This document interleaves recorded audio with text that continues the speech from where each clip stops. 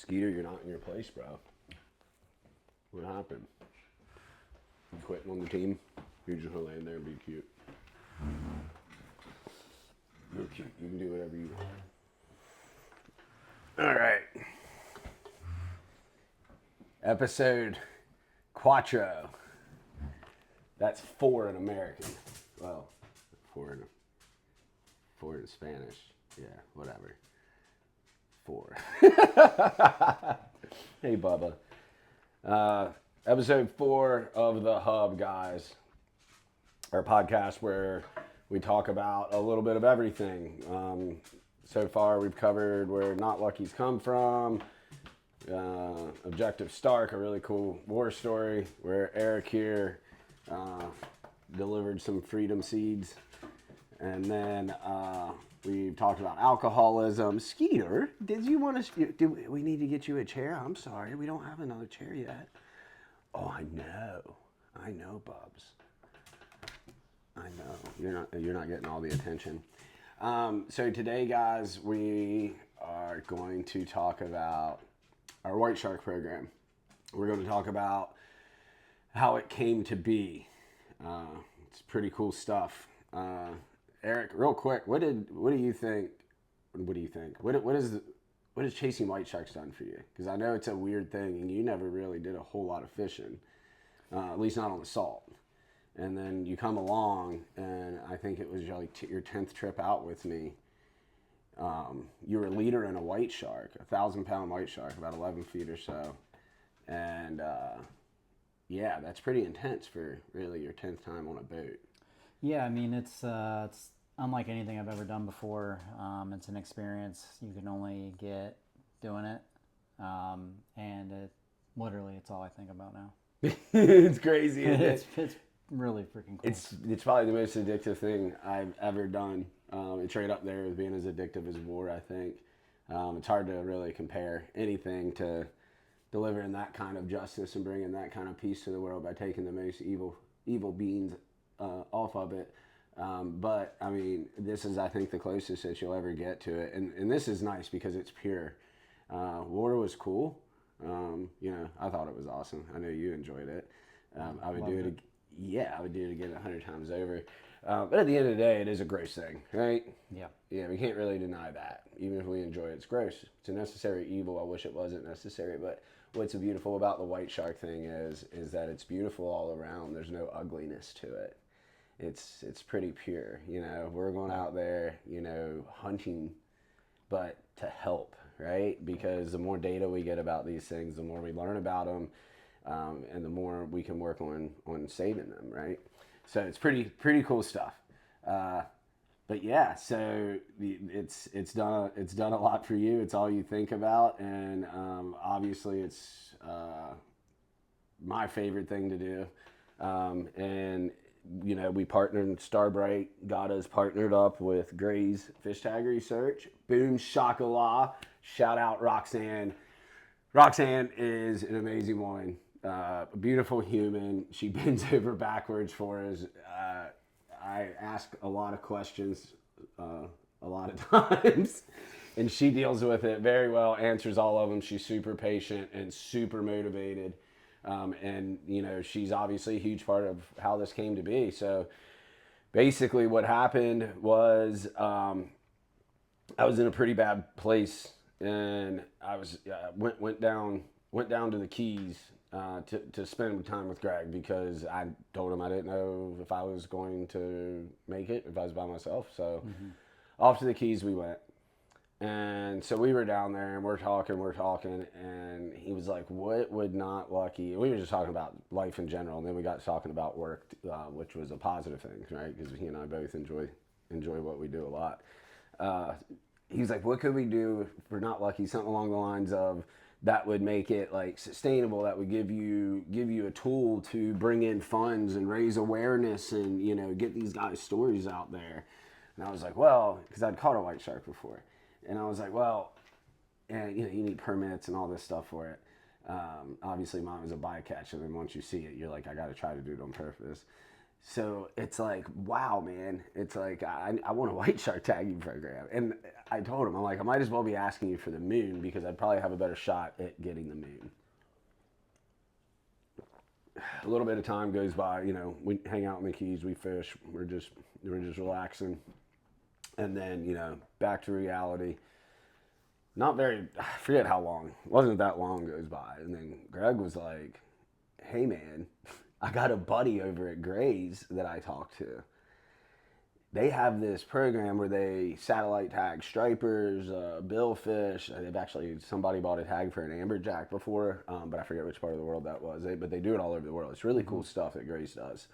And it's all in the name of conservation because now all their fish mounts are replica mounts, right? No, not kill mounts. Back in the day, you had to kill the fish to get it mounted. Now you can just get the measurements, pictures, video, yada, yada, and they'll make you an exact replica, and they do a fabulous job. We've actually got some on the way. That will be here. So anyway, moving on, he gets us linked up with them, and Greg's like, hey, we're going to just go sit down and kind of chat, right? We figured we might be 2 years out from getting tags going on. This is 22 going into 23. So we go in there and we were like sitting there chatting, and they I think one of the partners of Gray's was in there, and then obviously Roxanne, and then Greg and I forget the gentleman's name in there, that's terrible. And so we're sitting there, and I was not in a good headspace, and I'm sitting there like, okay, man, just like, are we going to do this? Like, and I knew I had to wait, but it was, it was like, I'm very passionate, as you know. Yeah. And I'm like, they have something that we need. Like, what do we need to get it? And Roxanne was like, hey, why do you want to satellite tag great white sharks? Like, what is the reason inside of you? And I was like, well, I was like, I said, we're an apex predator. Gunfighter's an apex predator, right? So, nothing typically unnatural kills a gunfighter unless it's another gunfighter, even if it's by your own hand.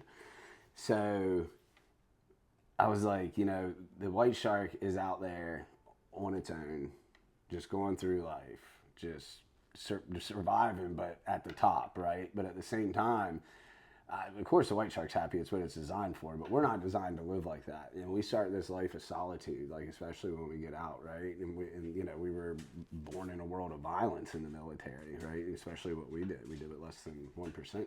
Yep. So there's a direct correlation there of just a lonely life of violence, right? Yep. And just trying to just find your way, essentially. So, and I went into much more detail on that. And then Roxanne, she was like, wow, okay, yeah, we're in. And then they were like, well, then you need the funds for it. And it was, I think they're $5,000 or something. They're a lot of money. Mm-hmm. And I was about to say, give me 10 business days and I'll find the money, which, dude, I had no idea. I had no clue where I was going to find that kind of money. And before I could say anything, Greg was like, we've got funding secure. So like, I was like, boom, Big Brother Starbright comes through, boom, shakala. Which, honestly, like, obviously we're grateful. We have a great relationship with Starbright. We're all family. But at the same time, like, how could you not want to be a part of it? Yeah, so we go and we order the tag, and then we all go back down. I think it takes like 8 weeks to make or something. I don't know. Ours are being made for this year now. We got 4 of them coming, guys. So I meet Gregor Turner down there, and we got a highlight video of it that you can see that we'll upload. But we're getting these tags. They're showing me how to put it on, and how to do this, how to do that, and then Roxanne was like, well, your team, are you guys going to be, or where are you, how are you going to be conducting on-boat rehearsals or something about rehearsals? And I was like, what? It's like, rehearsal? Team? I was like, Roxanne, I got whoever shows up to the dock. She's like, what do you mean? I was like, the dude I fish with the most, homie ain't got no legs. He got one arm. and like, you know, he's missing half a hip. I'm like, but we just gotta kind of feel it out. We won't really know until we do it. And she's like, looks at Greg. She's like, Greg, if they activate this $5,000-$6,000 tag, I think that first one was $6, whatever. It's like, if they activate this tag, it's water activated, as you know this. So it's like you stick the thing in the water and it activates, and you can't turn it off. So, which if you remember, the last one we tagged, that 2,500 or that 2,000 pounder, I dunked it. Yep. And it was like 45 minutes before it came back to the boat and stuck it. I didn't miss a second time. So, but that was one of them bigger jobs. You will. On those bigger jobs. You'll have that on them big jobs. So we turn around. You know, Roxanne's like, Greg, like this could be not a good situation. Like, you know, blah blah blah, and you know, it's a lot of pressure because she kept saying it's one thing to catch a fish. It's one thing to catch a fish and kill a fish, and then it's one thing to catch a fish and release a fish safely. And then there's one thing to catch a fish, get him next to the boat, tag him, and release him unharmed. Yep. And I'm like, yes, ma'am, like completely tracking like a freight train. And I didn't want to come across rude, and I was just like, okay. And Greg was like, Roxanne, you know, this shark could come out from with the water with an AK-47, and these guys aren't going to flinch.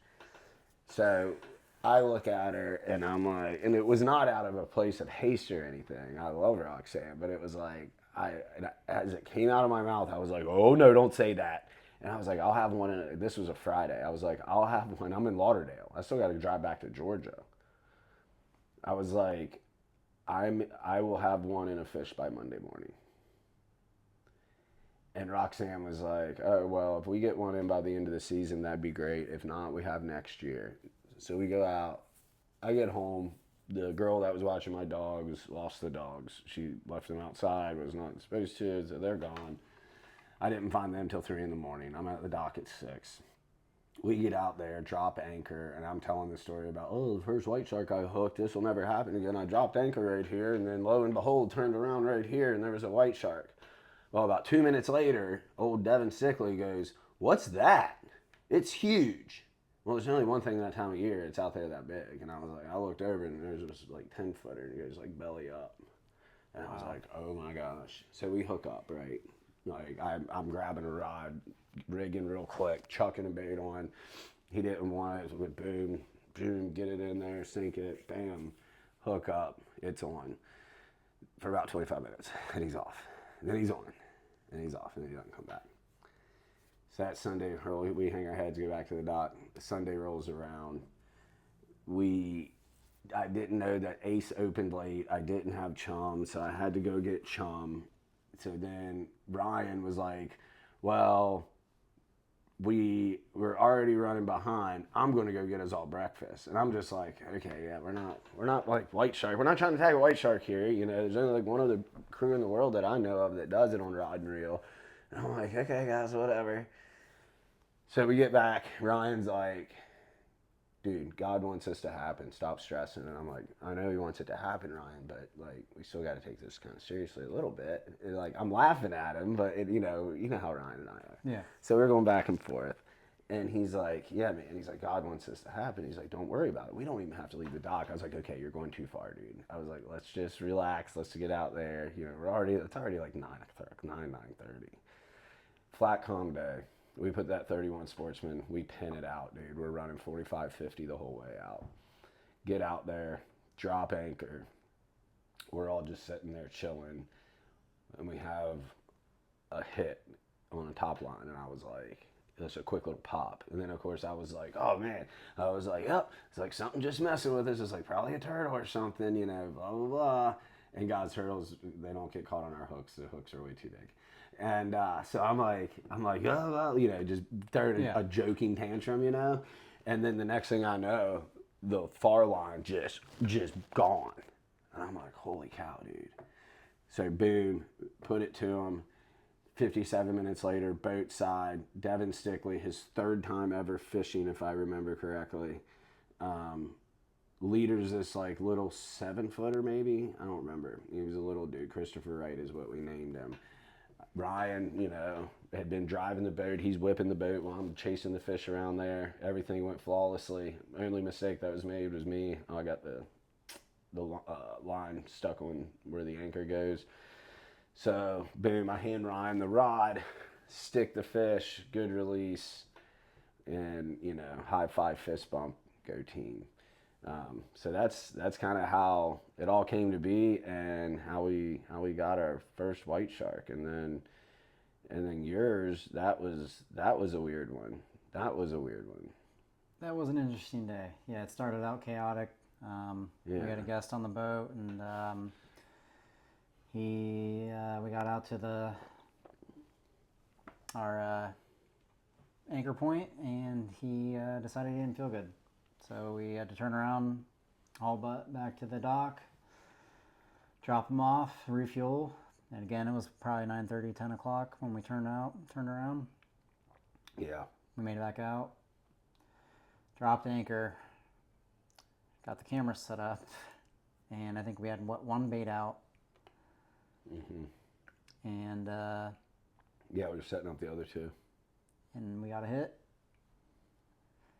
before we even had the tag stick prepped, before we had anything prepped. Yeah, nothing was prepped. We just got anchored and just put out bait and maybe chum. Yep. Wow. And that was insane. That was really insane. I think I looked at you and was like, hey, nobody's as gangster as us, Jimmy. Yeah, and then all of a sudden it was like, zoom. I was like, no way. And then it was on. We scrambled, let the shark run for a while to get what we needed prep done. And about an hour and a half later, Was that how long? I was going to ask you. I don't remember how long it was. Was it about an hour and a half? That's when the rod snapped. And then about an hour after that is when we got it next to So 2.5 hours total. Yep, 2.5 hours total. Yeah, that was my fault on breaking the rod. I was being lazy and left it in the rod holder a bit too long. Just a scotch. Just a bite. Just a bite. I mean, it was incredible. We did a lot of laps around that boat. Oh, we did. Yeah, you did. I was just trying to make sure you had a nice little path to go. That was, yeah, you kept moving stuff out of the way and filming. Yeah. And then when, dude, what was going through your head when you were leadering? Because you'd never leadered a fish at all. Never. You never touched a leader. And you leadered a great white shark, an 11-footer, about 1,000 pounds. Yeah, I mean, it was, when you told me that, I had my gloves on and I looked up and saw the cable, and you're like, all right, grab leader. And I was just, deep breath, reached out and grabbed it and started just tugging and pulling and wrapping and pulling and making sure I didn't get my feet caught in the cable when I have a full wrap. I was really concerned about that because I didn't want to get ripped into the water with a great white shark. No, because that'd be a bigger job. That would turn into a real big job. So, okay, for anybody that's watching that doesn't know what leadering is, there's no mono over there. There's nothing you'll be able to see. So guys, you have a hook with a bait, okay? So the line that goes from the hook is the leader, okay? So with your shark fishing, you use steel cable, any kind of shark fishing, and there's a lot of it. So when you might have 5, 10, 15, whatever feet, right? Depending on what size shark you're chasing. So you leader that thing, and when you get it, because you can't reel it into the eyelet, right? So then you'll have your monofilament and run monofilament all the way back to the reel. And so your leader, you've got to wrap. You got to do a half wrap though, so if he pulls, you can release. So you're going essentially like this, and then dumping the slack behind you to the side of you, out of the way. So it's kind of a weird thing anyway. You got to keep in mind, you're doing this on a boat. You're moving. Yep. You're moving. Yeah. You're not sitting here with good footing, holding still. You're probably wet. We're probably wet. Yeah. So you're rocking. You're moving. And then if you do get pulled in with this thing, it's not like if it's a marlin or something, to where if you're quick enough, you got a cutter on you, you can boom cut the mono, and at least you have a chance to cut it and get free. You're not cutting this cable. So I mean, so you just said all was going through your head was just don't get wrapped around my legs. Yep. Yeah. Because when I was first started doing pulling the leader in, I looked down and it was on top of my boat, and I was like, oh, jeez. Ooh, Yeah. that'll make you pucker. Yeah. I was like, I jumped over real quick and, made sure I had a nice little, spot to stand and could drop the leader without getting my feet wrapped in it. And next thing you know, we had a 11-foot shark next to the boat, and its head about this big, kind of poking up out of the water. It was laying there pretty docile, so I, kind of reached over and gave it a little pat on the head. Yeah, dude. That, such a special moment. It was so crazy. Just two of us out there. Yep. Two of us. Got it all on film, got it tagged, good safe release. And then that tag has since popped. And what do we name that shark? Kevin Pappy. Yeah. Yep. Yeah. Well, what's the significance of that, man? Kevin was a really good friend of mine. We went to basic training, airborne school, ripped together. Came to 175 together. He went to Charlie Company, I went to ACO.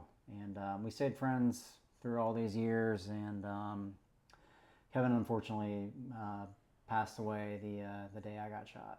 We were on the same mission together, and I had to fly out with him on the medevac bird. And I loved Kevin very much. He was, I looked up to him. He's always somebody like I wanted to be like, and it was a truly special day to go out there and tag that shark and name that shark after him. The day that neither of us will forget, man. Ever? No.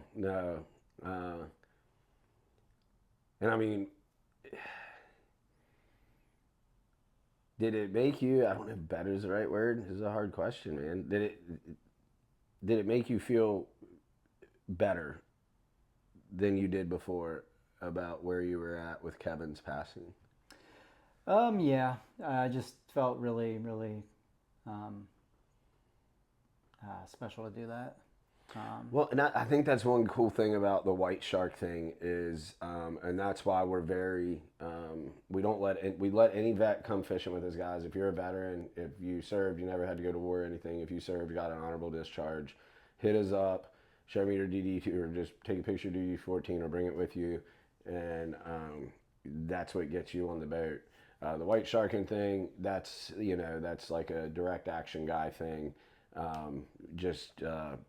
It's just something we're keeping it like that, at least for the time being. Who knows what'll happen in the future? We never say anything's forever, but I know when I got in my dark areas in life, my self worth and my self image was horrible. Yeah. And it was like it seemed that there was no way that we did this stuff we did as Army Rangers. At least that's how I felt. And then when you do something like satellite tag a great white shark and name it after a homie, Yeah. It's like it's a reminder that we can really do a lot. Yeah. It's not like we were raised on the ocean fishing doing this stuff. Yep. We're just a ragtag group of Rangers. I'm from the mountains of Virginia. You're from Ohio. Yep. And we're just out there banging it out, dude. Yep. That's all we've known our whole lives.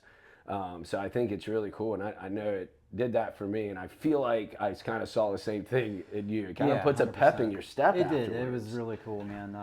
I just know for the next, I was really emotional for a couple weeks afterwards. Oh, yeah. Just to be able to do that in his honor was just amazing. He meant a lot to me. He really meant a lot, and just to be able to do that was really special. Yeah, man, it's a beautiful thing. And we got to reconnect with his wife and daughter and let them know that the tag popped, and then get them that, and then hopefully they're still, I'm sure they're still interested. We talked about them coming down here and doing some fishing and some filming stuff. So I think that'll be really cool, man. Good stuff, dude. And I mean, we got 4 more coming this winter. I can't wait. I cannot wait. 4 more, man. Every day I wake up and it's one more day closer to white sharks. Yeah, isn't it really crazy? And not even just the white sharks, but isn't it crazy what fishing does? Like, because there's like the peace aspect where you're out there and it's nature and you just feel this relief and you're away from everything. But, well, really, especially the white sharking. But it's just like, when we're here, we have guys, somebody stand here, and it's you and I, and we're getting ready in the morning. The vibe in the house, it's like a ready room. It's like going out on target, man. Yeah, man, it's like going and banging targets I again. got everything laid out. Yes. I do. Got checks, DOF going, check, bro. Recheck, check again, make sure everything's good.